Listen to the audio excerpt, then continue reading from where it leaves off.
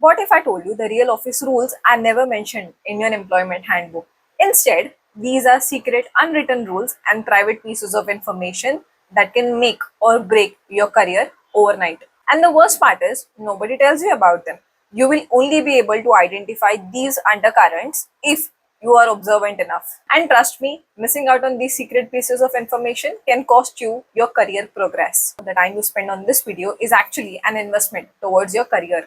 There's a lot to unpack here, some rookie mistakes to avoid at all costs, and some advice that I have received from my mentors. Hi, I'm Sneha and I started my corporate career 4.5 years ago. And when I started out, like everyone else, I thought hard work and talent is all you need to succeed in your corporate life. But guess what? I was proven wrong. When I started as a newbie, I saw my colleagues and seniors staying late, fixing mistakes, thinking that it would count. But one day I realized while my hardworking colleagues were staying late and fixing mistakes, there was this one person who was actually building influence. Sometimes while you're working really hard, all the prestige projects, the rewards, the recognition goes to this one employee who is not certainly the most hardworking, but certainly the one who is closest to the decision maker. Turns out there is a secret to navigating survival at workplace, which is building networks, understanding what is influence and power. So, what exactly is office politics and why ignoring office politics can make you risk your career?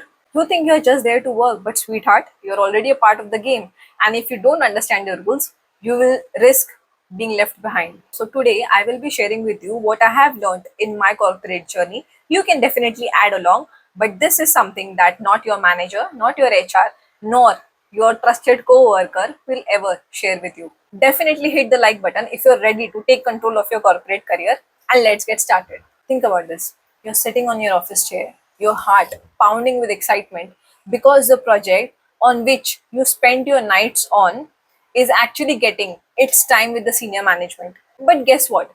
Your manager took other colleague with him to the meeting and not you.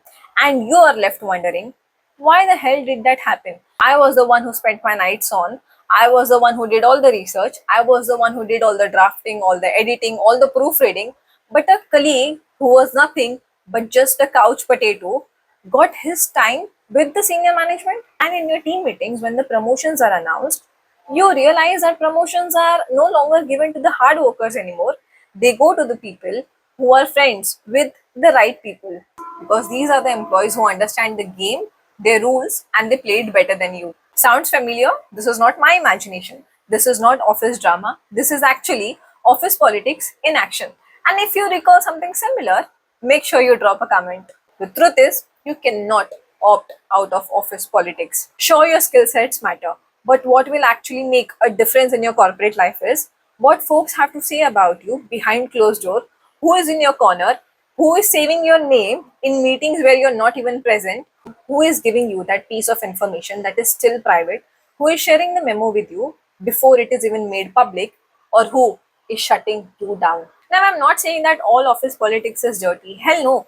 Positive politics is about making your work visible, finding people who have your back when it counts the most, and making genuine connections. What I am sharing with you today is not just strategy, it is a weapon that can help you claim control over your career. The number one thing that you must do is understand who is the actual decision maker at your workplace. Who is that one person? When he speaks, everyone else just keeps quiet. Nobody interrupts this person. Everybody is quiet. The conference room is very active. People are taking notes. And this particular person commands attention of everyone. Now try to understand who is this person. Is it the team lead? Is it the manager? Or is it the quiet employee whose job title does not scream authority, but people go to him for the final advice? Find that one particular employee in your office who can actually launch or kill a project just by moving a needle. And that is what, my friend, is hidden power. Start mapping these power and influence and make a real org chart. You can follow this up by amplifying your colleagues in public. If you see somebody doing some great work, start appreciating them in a team setting. You can say, I want to bring to all of yours notice that Ananya did a superb closure this week. Ananya, can you please teach us your magic whenever you're free? This actually starts to create a ripple effect of gratitude in your team. And if this is actually genuine, you will start building true relations and you will start developing trust within your team members. And guess what happens next? You will start developing genuine bonds and trust with your colleagues. And when your time comes, when you have achieved something, all those colleagues that you have appreciated and you have showed gratitude towards will have your back in such public settings and exactly when you need them the most. Next, don't make a rookie mistake of networking within your own team.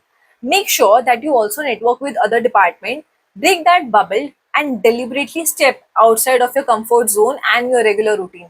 Ask them if they need any help, solve a quick problem for them, and soon you will realize that you have made a network within your company outside of your own team, and thus you will start seeing opportunities that were not visible to you. And these are the same people who will share certain memos with you which are not even released.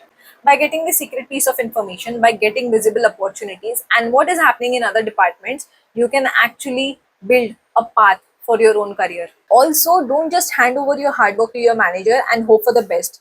If you have completed a really difficult project within the timelines, share that PPT with your team. Say them that, you know what, we were able to complete this project within the timelines. I am able to debrief everyone if you're interested. Trust me, this is not bragging. This is about making your work visible to other team members. The days of sitting quietly and invisible in your own team are over. Now is the time to take control and become the biggest advocate of your own career. And by doing this, you actually control the narrative of your own story. Next thing that you can do is show your eagerness to your manager. Tell them that I know a very interesting and an important project is coming up. I really want to take up more responsibility and be a part of this project. Make your enthusiasm difficult for them to ignore. In this way, when your appraisal cycle comes and your manager says that you did not take initiative in any other activity apart from your own work, you already got receipts for that. Let me know in the comment section below what you have learned from office politics. For more strategies to survive and thrive in workplace, make sure to subscribe to the channel.